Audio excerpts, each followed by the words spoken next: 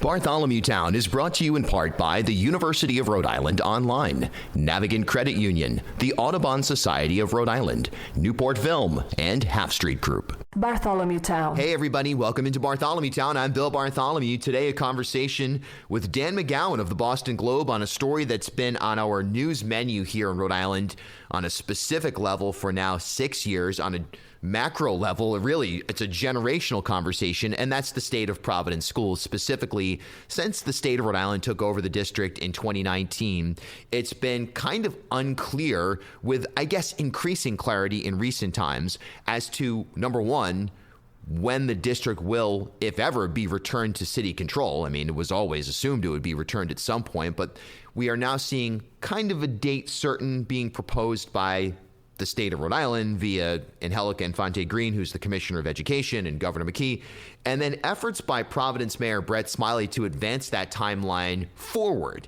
And so that's one level of this. The other level, of course, is what actual change, as Mayor Alorza, the previous Providence mayor, would say, transformational change. What exactly is happening in the time since the state of Rhode Island took over the district? What significant efforts have been made to improve what were just dismal outcomes on standardized testing and anecdotally, and of course on infrastructure as well. So there are tangible facts that show improvement, and there are a lot of questions as well. Dan McGowan with the Boston Globe is a person who's been on this story as well as anybody for years, and we're fortunate enough to have him here on Bartholomew Town to break down the latest efforts by Mayor Smiley to try to get the schools back into Providence control. Dan McGowan of the Boston Globe, as always, thanks so much for your time.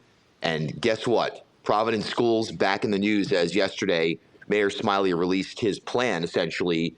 He wants the schools back. This has been going on for, a couple of years. It's been bubbling that Mayor Smiley wants to advance the timeline on getting the schools back into his control.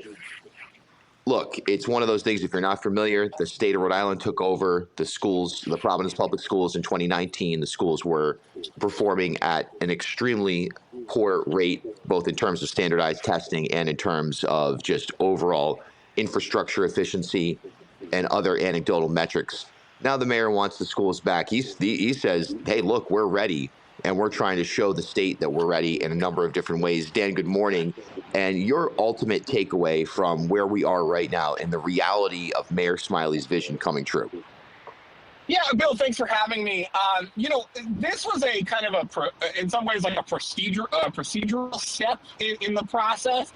I think Mayor Smiley knows he's not getting the schools back this year. I think RIDE knows they're not giving the schools back this year. The question is next year, and I think it's almost certain. I would bet a significant amount of money on the timeline being moved up from 2027 to sometime next year, probably July 1st, so that in many ways the governor and the mayor, both running for re-election next year, get to say, look, we've transitioned the schools back. Everybody can go on their way. I think it's very likely that's going to happen next year. And so this process or this report is, another step of the mayor saying, yeah, like we have our act together. We've been meeting about this. We're thinking very critically about this. And the interesting thing, Bill, is that if you remove, and you can't do this, but if you remove some of the kind of adult personal context, political context to all of this, if you just listen, and I heard Mayor Smiley on with Dan York yesterday, and sat down with the mayor, got a preview of this earlier in the week. If you listen to the mayor and read the report, there's nothing that I think that the Rhode Island Department of Education, the governor, the Providence School Department can really find objectionable. It's not, this hit piece on how terrible the school system is being run or anything like that. Mayor Smiley is saying, basically, I want to take the plan that already exists, and I think I can run the system better than they can, but I'm not going to blow everything up. So if you were to, again, remove sort of all the personalities here, you would think, well, maybe things are going a little bit better than you would think. He just wants the school system back. His taxpayer money from the city of Providence goes into it. Makes some level of sense that the mayor would want the control back. The problem is then you start to get into the context of it, and that's where you get a lot of kind of, sour attitudes on both sides, on all sides, however many sides there are in this case. And so, the Rhode Island Department of Education and the Providence School Department is kind of pushing back a little bit about this report. It's because the mayor wants the schools back, saying he wants the schools back this year. So their egos are a little fractured. Why the mayor wanted the schools back? Because the district was, begging for lots of money and sort of making the mayor look pretty bad. So his ego was kind of damaged a couple of months ago, and so on and so forth and so on. And so, the challenge here is like, if you just look at this report, I think things are, it's not that things are going well in the school department, but it's not like the mayor is saying, here's my own separate plan. I'm going to change everything. We're going to start from scratch. He's not saying that at all. He's just saying, I want to keep the plan. I just think I can do it better than they do. What's your take in terms of how realistic the mayor's approach is here versus how political it is in terms of, like you said, they really are looking at the turnaround action plan that the state of Rhode Island has developed. And they're saying, hey, wait a second, we're ready to go. I mean, how accurate is that in terms of the mayor actually advancing this timeline by perhaps, like you said, reality is it's not going to happen this summer. But if so, for some reason, Education Commissioner and Helican Fonte Green, Governor McKee were like, you know what, let's get this off our backs. You can have it. Guess what? July 1st, the schools are going back to city control. As someone who's covered this extensively for so many years, is that even a realistic notion at this point? It is. Look, the city of Providence has the capacity to take back the school department tomorrow. Would it be run especially well? No, probably not. It's not run especially well right now, and it wasn't run especially well, before. And so, there's a difference between can you do a good job versus can you actually do it. I have no doubt in my mind the city can do it because they've done it before. This is not that, it's not actually that difficult to kind of transition into city control. It actually is more of a natural fit into city control. Now, the more important question is not about who's in charge. It's about, can you get outcomes for kids, and can you, maybe improve some morale in the district? Teachers remain unhappy, all those kind of things. That's a bigger challenge, and the mayor is trying to kind of dance something of a fine line here, because the mayor, and I wrote a column about this week, saying sort of like the mayor is one of the most realistic, pragmatic people you've ever met in politics. The guy does not overpromise. I call him very boring at times. And that was who the voters of the city of Providence, elected. That's what you were getting with him.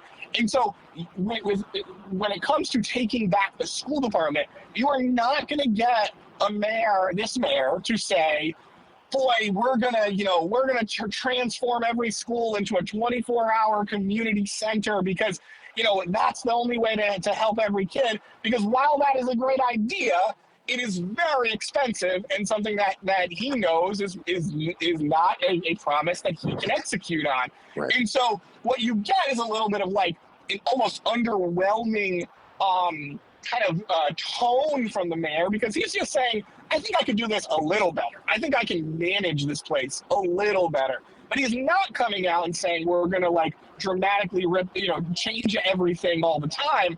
And so I think the Rhode Island Department of Education then has like a chip in its hand, because they're saying, well, wait a minute, like, how do we know that you're going to do any better than the last 10 mayors did?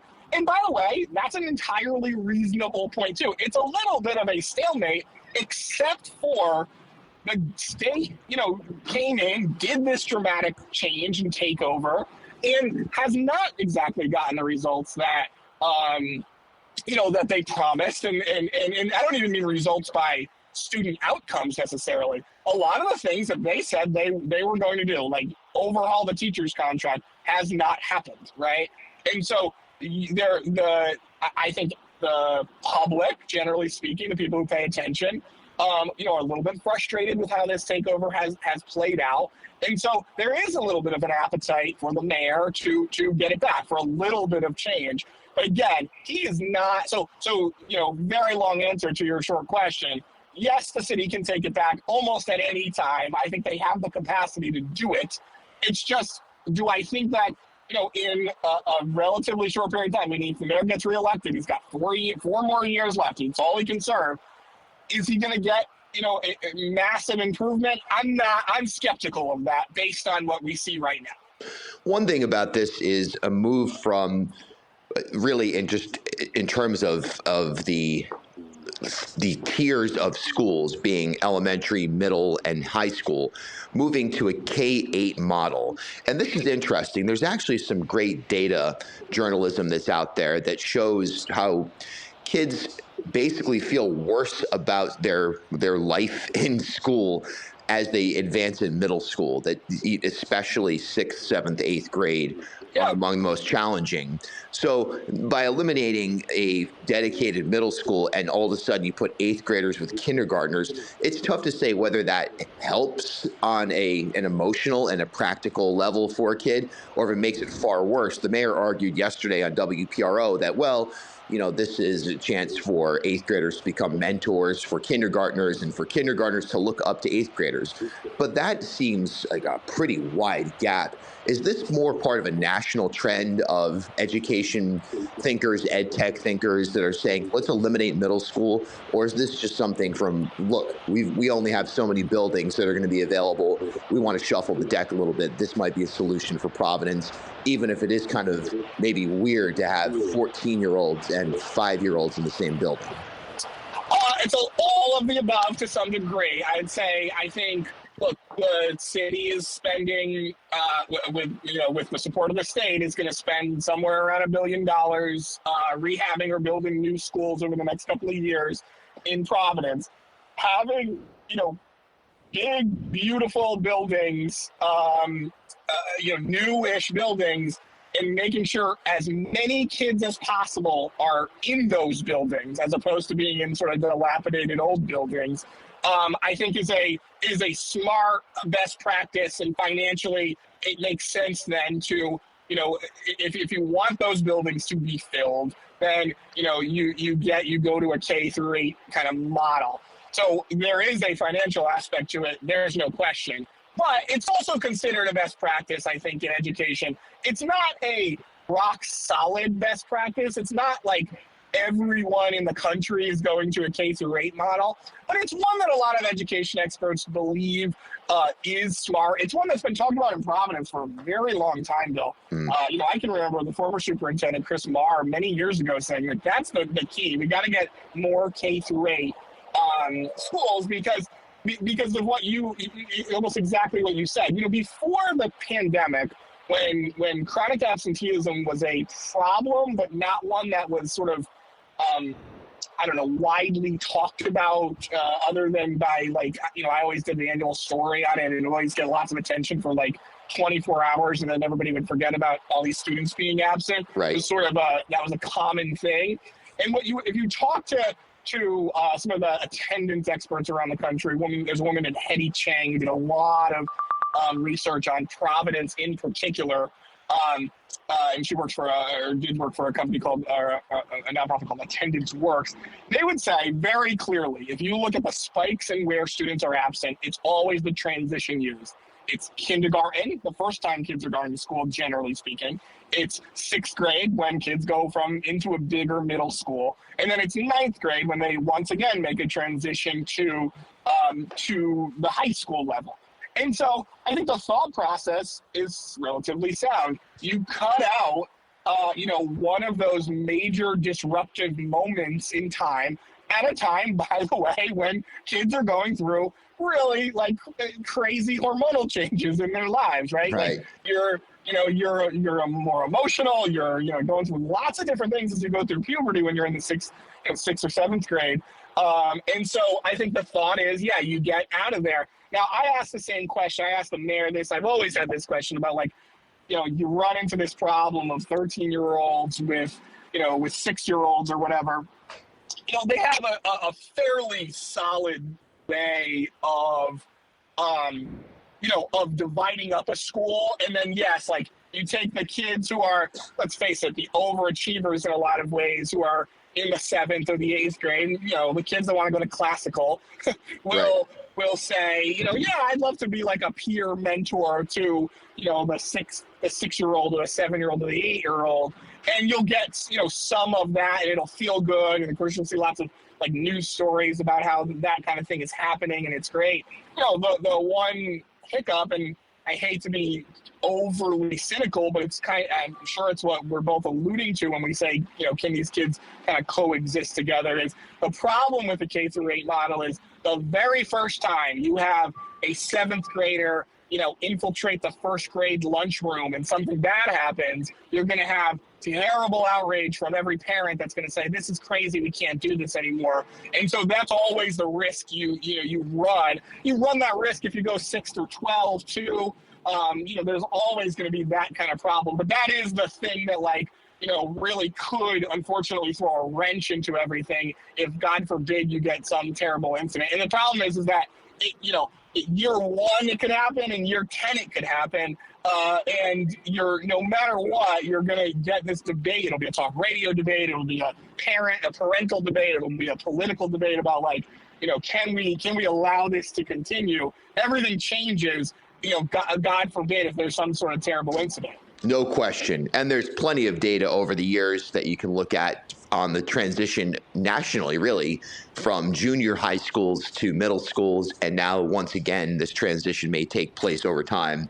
And there's always problems with every single model. So it's basically pick your poison here. Last question on this, and as always, appreciate your time. Dan McGowan, the Boston Globe. Make sure you go ahead and subscribe to Roadmap, and just send an email to, what is it, rinews@globe.com? It is. Thank you, Bill. rinews@globe.com. I'll sign you up. You'll start getting it first thing tomorrow morning or Monday morning. It's the best, and it's essential reading for anybody. If you're listening to this podcast, you definitely want to be reading Roadmap. There's no question about that. All right, last question on this. The Providence schools, when this is from again, not even I'm putting on or using a crystal ball of sorts, but right now, how big a story is this in your mind over when you compare it to, I mean, even the Washington Bridge, or you compare it to something like political elections that have taken place? How much is this moment here, as the schools are heading back to Providence control, be it probably not this year, but over the next couple of years? How big is this for a statewide audience to be paying attention to in terms of the ripple effect on economic development and job growth, and just in terms of Rhode Island staking its claim to say, hey, we're ready to move forward as a state?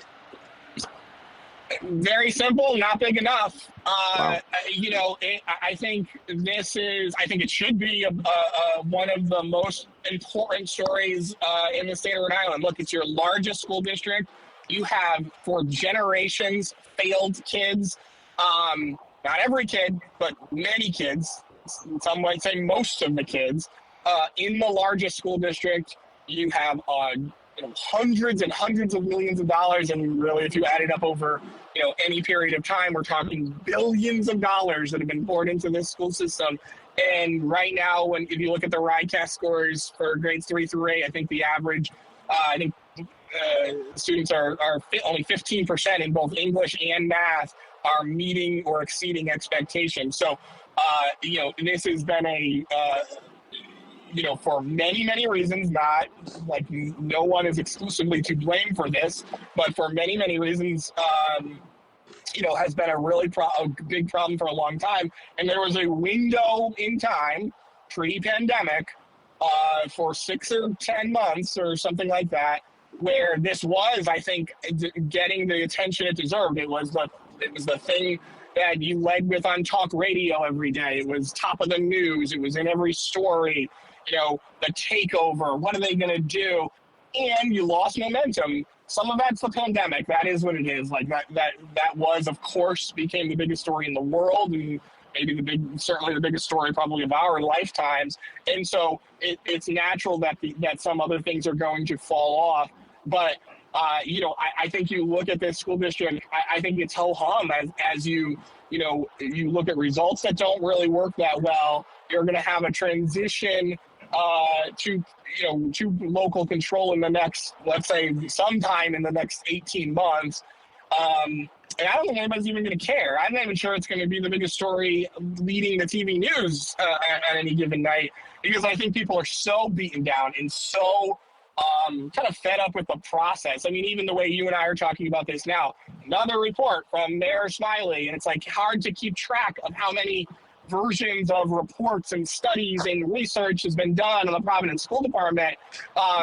And so I think people people's eyes have somewhat glazed over, and it's not that they want it to be over because they don't like the takeover. I think some of that is true, but I think they don't care, because it doesn't matter who's in charge in the eyes of a lot of people.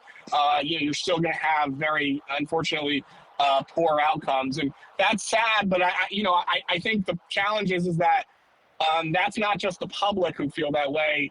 That's the people who are in charge. That's I bet you if you gave the mayor truth serum, he would say, look, I'm probably not going to get that much different done. And so, unfortunately, I think there's just real apathy from everyone about this. Yeah, unfortunately, that is the case. We'll see where this goes. He's Dan McGowan, columnist for the Boston Globe, Rhode Island. As always, thanks so much for your time. Bill, thank you so much for having me. Hey, thanks for stopping by Bartholomew Town. For more content, follow me on Instagram @Bill Bartholomew.